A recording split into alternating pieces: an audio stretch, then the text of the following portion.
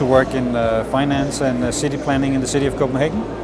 So prior to my current job, I was also responsible for the city planning, which also meant planning of infrastructure and public transport. And currently I'm the CEO of the Copenhagen Metro and also of the company that's building a light rail in the suburban area of Copenhagen.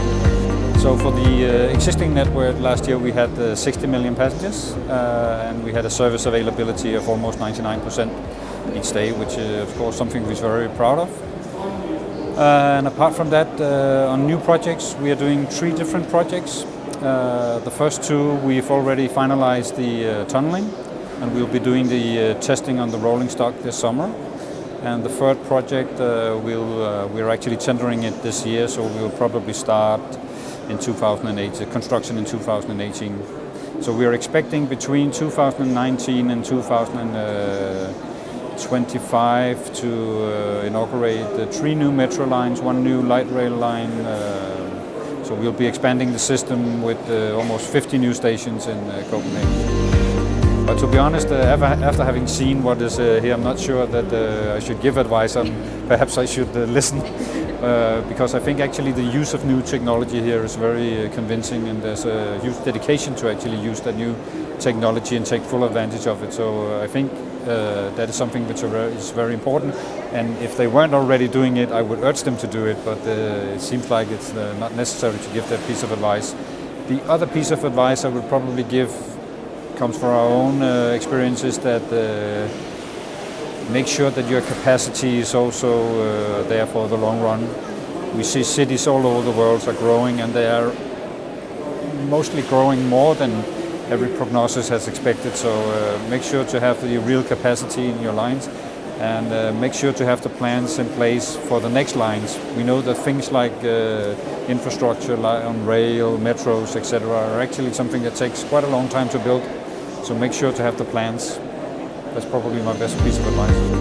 I think actually it could be a bit misguiding to talk about the digital railway, although we understand the concept, because it probably has more to do with the digital traveler, as you said, and the ability to provide mobility as a service, making sure that we can actually transport people from door to door. I guess we should always remember that when we are competing with a car, we're actually competing with a transport mean that could actually provide the service from door to door, and we should be able to do the same, whether it consists of a taxi, a rail trip, and a bicycle, or whatever it might be.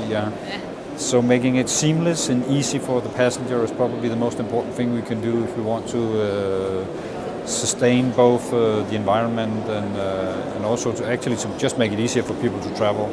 So I think perhaps focusing on the digital traveler. I expect that probably it seems like Hyperloop will surprise us again.